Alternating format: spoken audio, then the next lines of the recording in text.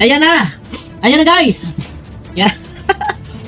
Good morning, good evening at mega love shout out po sa inyo lahat. At muli, ito na naman po ang inyong lingkod. Isang mainit na araw po sa ating lahat. Ayan na. At Martes Santo, dapat tayo ay nangingilit, magpahinga-pahinga. Ay ano naman ang gagawin natin? Siyempre, harap-harap sa camera, mag-lipstick, magkilay. Yan, may kilay tayo. Ayun na guys, no? At merong tanggalan. Nagkakaroon na ng tanggalan at may tatanggalin pa yata. Kahit reactor, magtatanggalan, magkakaroon ng tanggalan. Okay lang naman yan.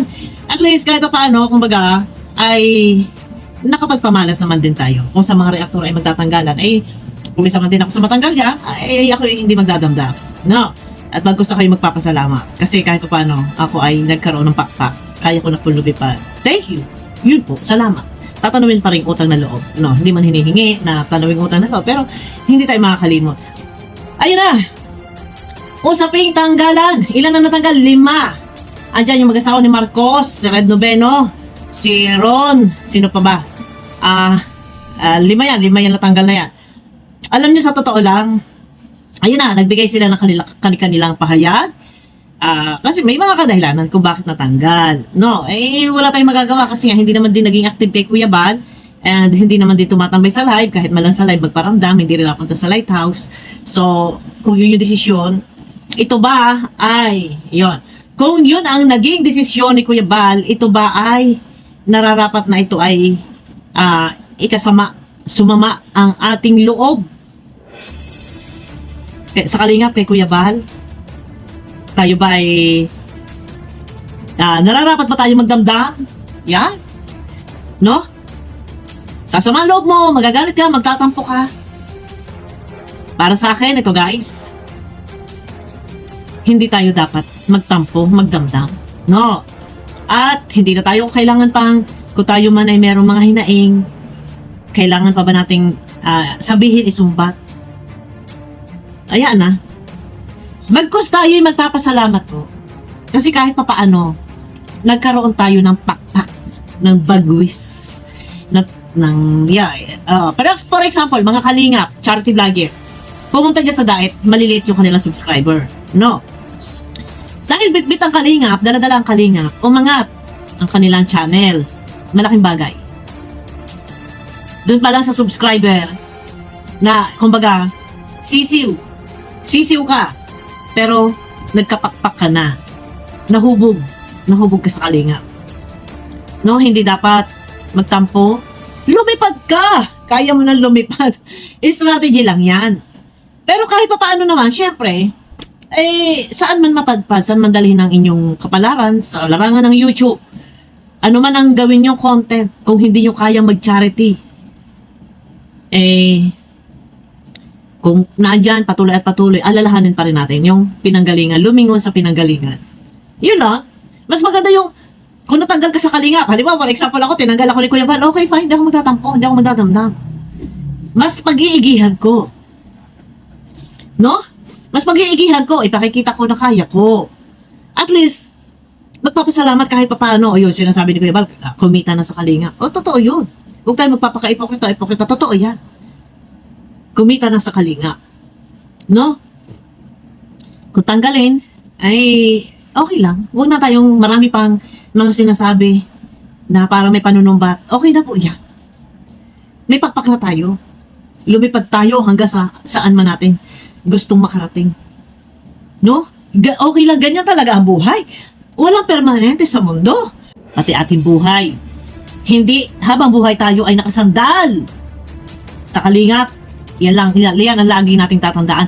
Paano nga kung marupok na ang ating sinasandalan, dapat matuto na tayong tumayo sa ating mga paa. Di ba? Matuto tayong tumayo sa ating mga paa na hindi lagi nakasandal sa kalingap. Pag tinanggal, huwag magdadamdam. Huwag na magbibigas na magsalita. Huwag na magsasalita na ang kadahilanan, ganyan. Hindi ako ganito, parang hindi ako welcome. Huwag na. Ito na yung tamang panahon na kahit talagang ganun. Mas maganda nga lumipad tayo hanggang saan natin gustong makarating, ano man ang ating target content, pagsikapan natin. na ika nga ay alisin man sa kalingap, ipakita natin na kaya. Hindi yung magmumukmuk tayo, iiyak tayo, malulungkot tayo, magdadamdam tayo. Di ba?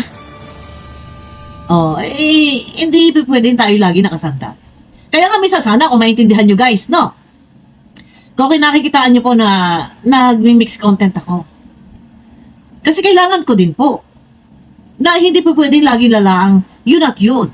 Issue. Alam nyo naman, hindi naman ako talaga, hindi ako yung reactor na nakapokus sa sa love team kasi hindi ko kaya reactionan po, yung kiligan. Kasi, kagaya nung sabi ng live ni Kuya Bal, ang bangis-bangis mo magsalita. Pero, nagre-reaction ka sa kilig. O, di ba, may pagpuk-puk-puk ka pa sa lamesa na ganyan. Tapos ngayon, hello guys, good morning, good evening. Kinikilig ako. O, di ba? Hindi ba, guys? Nakakaano, yung naaani ako ang tawag ito. Hello guys, good morning, good evening. Ako kinikilig. O, di ba? Kaya ayoko mag-reaction sa love team kasi kilala ng tao, alam ng tao na talagang banatera ako. Tawag doon. Hindi ko talaga kaya. Tinatry ko naman. Pero parang maninibago yung iba na pero kung sa kinikilig naman ako. Siyempre, pero hindi yung ganun na ka. Siyempre, alam nyo na, pagka tayo may crush, wala akong crush kasi sa kalingap eh. Wala akong crush sa kalingap eh. Kinikilig naman tayo. Kaya lang talaga, hindi ko porte yung mag-reaction sa kiligan. Akin ay real token. Kaya real token yun sa akin. Ayun na, guys, no? Sa ating mga kasama, sa mga kapatid, sa larangan na sa loob ng kalingap, hindi tayo dapat magdadamdam, magtatampo, magsasawalang kibo, hindi naiimik, magagalit na hindi. Ay tayo magpapasalamat po. Kahit tayo ay matatanggal, ay ipagpasalamat natin na ang channel natin ay lumago. No? Yung iba nga napakahirap abutin kahit 10 subscriber. Sino mag-subscribe sa'yo? Pasalamat tayo. Yun lang yung sa akin. Tanggapin natin. Isipin na lang natin na hindi po pwedeng lagi na lang puro na lang sandal. Marupok lang sinasandal ang sandal kapag kikisandal. Di ba? Galaw-galaw din tayo. Ipakita natin, tumayo tayo sa ating mga sarili. Now, hindi tayo pwedeng gigiwang-giwang ka. Pilitin mo! Kaya mo yan! Lumipad ka, may bagwis na tayo. Tayo magpapasalamat pa rin. Huwag tayo makakalimot. No! Usabag ka na bagan, ang bagan ay ako ay talaga sa totoo. Ako kasi ay ako may pinagkagastusan ako. May binabayaran ako. Pero yun na, ay kung wala namang pinagkakagastusan talagang malaki. Aking mayamag kung wala namang pinagkakagastusan ay may mga inuuna eh. Hindi pa nga ako nakatapos sa aking mga bayarin. Ay sino ka magpapautang sa akin? Pautangin niyo ko. Ay, Diyos ko! Marios. Ayun na guys, no? Walang samaan ng loob, walang samaan loob. Sino man na matanggal, mapa-reactor man yan, or kung sino man. Wala, ganyan tayo. Maging masaya tayo. Lumipad tayo. May pakpak na tayo, may bagwis tayo. Yun lang, magpapasalamat pa din kahit paano tayo ay nagkaroon ng ganitong subscriber. Yung lalo ng mga charity vlogger yan. Huwag sa aminin man ninyo sa hindi, kumita na rin naman. Hindi pa ba sapat? Okay na yan. Okay na yan. Magpasalamat na lang tayo. No? Kasi nahubog tayo sa kalingap. Nalala ko si Maramara. Ay, Diyos ko. Ay, Maramara, shout out sa'yo. Ito ha. Ito, guys. Siya isapik tayo ha. Yun lang, yung sa ambagan lang. Ay, sa ambagan. Sa mga natanggal, sa tanggalan. Ay, bagus tayo magpapasalamat na lang. Kasi kahit pa paano, nagkaroon na tayo ng pakpakain na natin lumipat. Ito na yung tamang panahon para tayo ay tumayo sa ating mga sariling mga paa na hindi laging nakasandal. No, ito na guys. Change topic tayo, hahaba. Ito na, ha. Congratulations pala sa iyo, Maramara. Congratulations sa iyo, Maramara. At ikaw ay kinampihan ni Kuya Bal. Sa live ni Kuya Bal, kinampihan ka ni Kuya Bal kasi ikaw yung supervisor, yung bisor. Ano ba? May tawag pang isa eh. May isa pang tawag dun eh. Ay, congrats! Ito lang aking masasabi. Sana rin si Tita Emmy. No, naipagtanggol din ni Kuya. Ay, shoutout pala kay Tita Emmy. Ayun, nag-live na si Tita Emmy. Si Tita Emmy po ay nakauwi na sa US. At ayan, magiging active na rin yata si Tita Emmy. Ayan, miss na miss ko na si Tita Emmy. Pero nag-chat naman kami, nag-uusap kami. At ayun na, congratulations naman. Di na kita niya. At galit na galit si Sis Mara Mara. Dahil meron daw nag-reaction sa kanya na kasi ganito guys, si Sis Mara Mara nagbigkas ng hindi kaya ayang pakinggan na salita. Kagaya na lang po ng salita, sana maburumot ang inyong tiyan. Yung mga nag-reaction, sana daw maburumot ang tiyan. Kasi yung kinikita daw sa pag-reaction, ipalalamon sa mga pamilya, sana daw magburumot ang tiyan ng pamilya. Uy! Huwag ganun. Huwag ganun.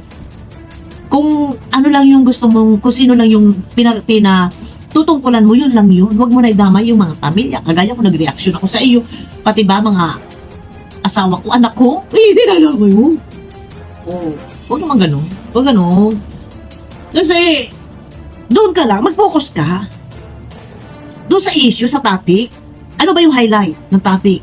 Yung in-announce mo, yung sinabi mo, panunusa mo si Bobby TV, sabi mo 30%, doon ka lang.